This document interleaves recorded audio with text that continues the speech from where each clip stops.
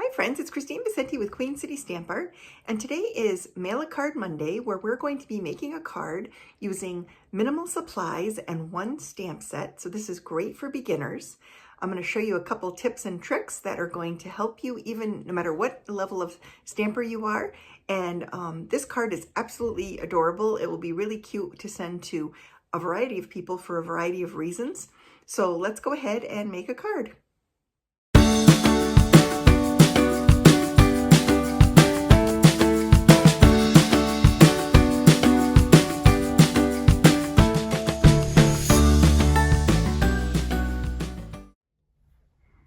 Okay, so the card today is going to use minimal supplies. We're going to mostly be using stamps, ink, and paper.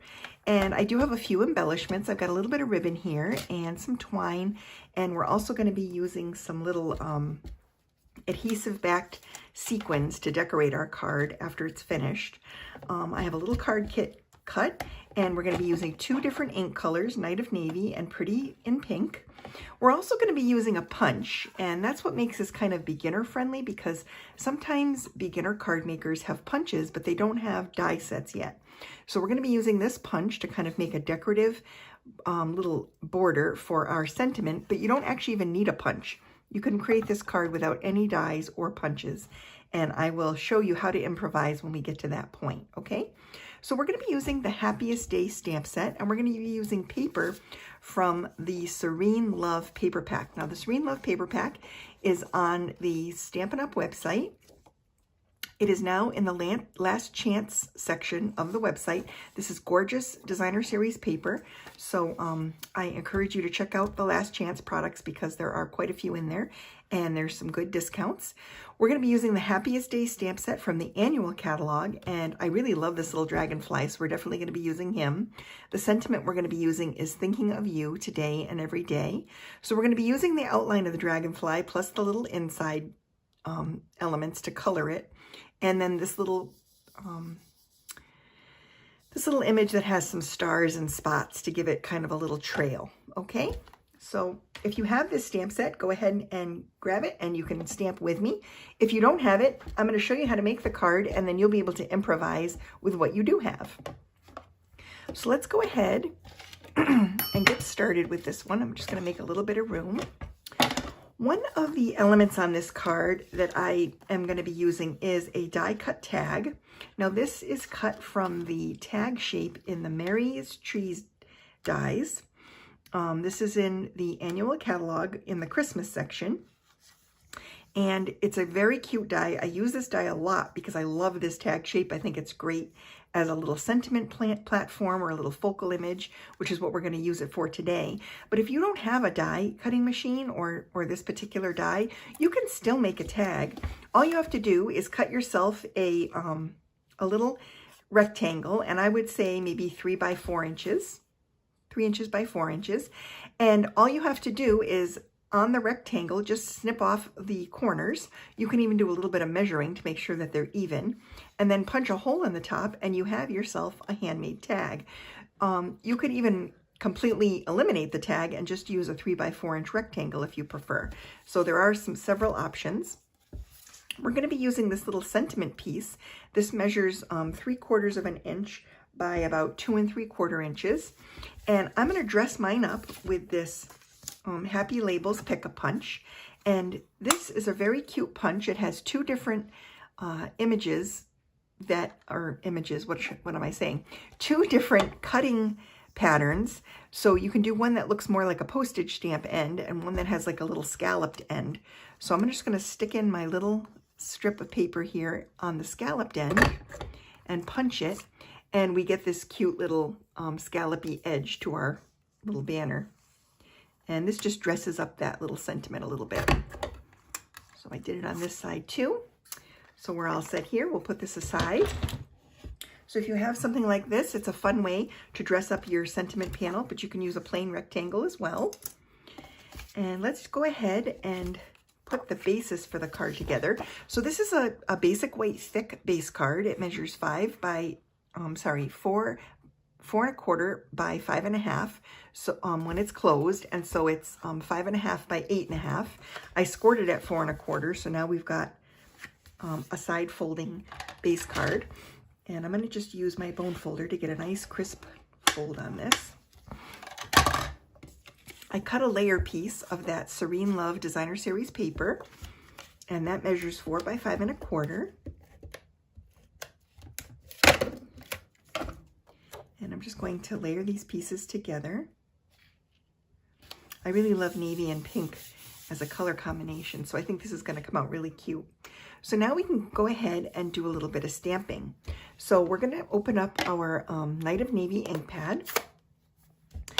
And I have doubled up the images. So I've got the dragonfly here, and on the other side I have one of the fill-in pieces. So I'm just going to go ahead and ink up that dragonfly and stamp it on a scrap piece. Then I'm going to open up my Pretty in Pink ink pad, and I'm going to fill in the top of the wings with the little fill-in piece from the stamp set. Then I'm going to take the fill-in piece for the bottom of the wings and ink that up as well. So now we've got a filled-in dragonfly. And then I'm going to take the dragonfly image off the block, and I'm going to add, excuse me, the sentiment to the block. And then I'm going to ink that up in Night of Navy, and I'm going to stamp it here on my little sentiment strip that I punched. So now I have that. So now we can close up the navy ink for now. And I'm going to take my scissors. And this stamp set does not have any dies that coordinate, so I'm going to just kind of fussy cut out this little dragonfly. And I like to leave a little white border along the edge of my image.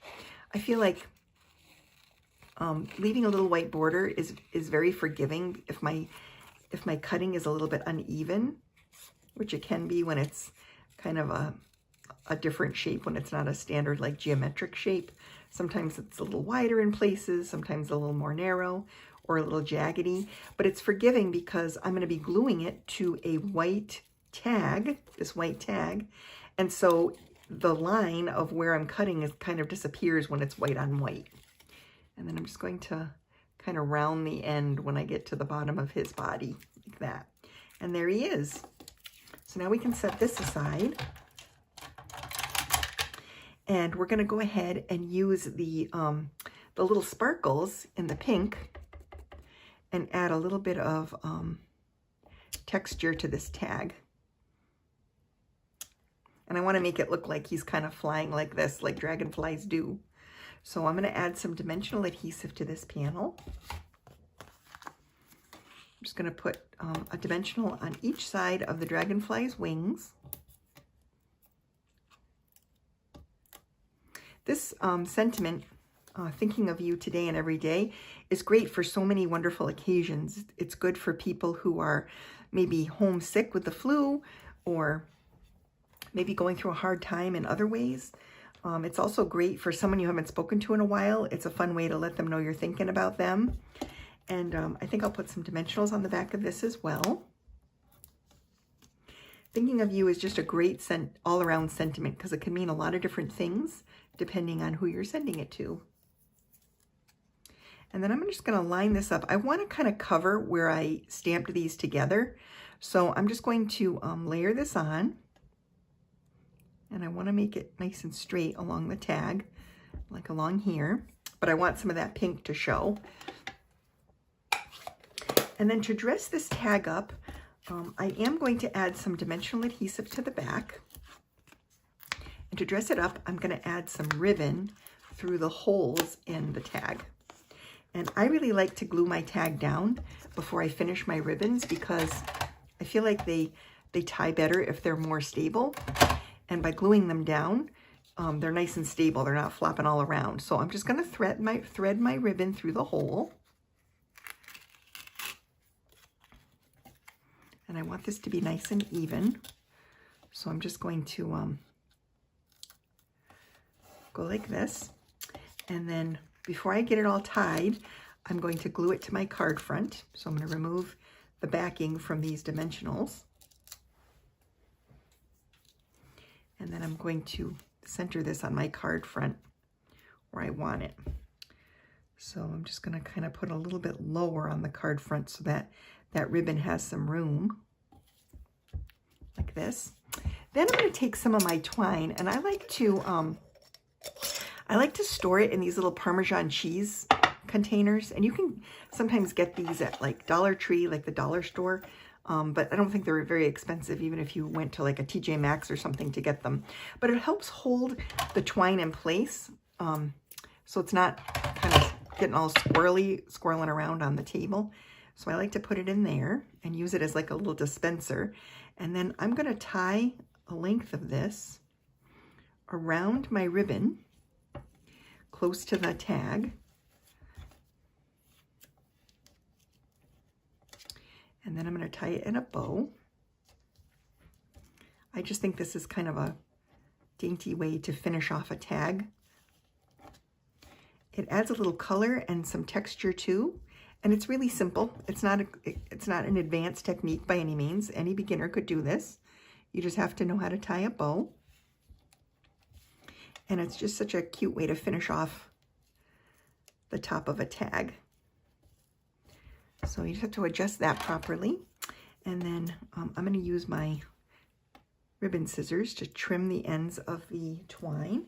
And I'm also going to trim the ends of the ribbon. And I use these scissors that I got at the Dollar Tree. You can get a couple of pairs just to have on hand, but basically they're like a child-proof scissor that they're only $1.25 at Dollar Tree. And I keep these just for ribbons and fibers, and that way I always have a nice sharp scissor for that. Otherwise it's like chewing the threads if you're using your paper scissors. So to finish off this little card, I'm going to use a couple of adhesives from the Adhesive Back Sequin Trio. And this little trio has pink and like a dark green, kind of like shaded spruce maybe, and then some white ones, a whole section of white. And they come in 2 different sizes, the large and the small. They're wonderful because they're nice and flat. So they're perfect for mailing. And I am going to want to put this card in the mail today to a special friend who hasn't been feeling great lately. And I just wanted her to know I'm thinking of her. So this card is finished. Super simple. You could make this in multiples to have in your stash. You could do them in different colors if you wanted to. This ribbon is the bordered ribbon. It's like a textury kind of linen ribbon with a little stitched border, and it comes in all of our in colors for 2024 to 2026 in colors. So this Pretty in Pink ribbon matches the Pretty in Pink ink that I used on the card. So I hope you enjoyed the card for today, and I'll see you soon.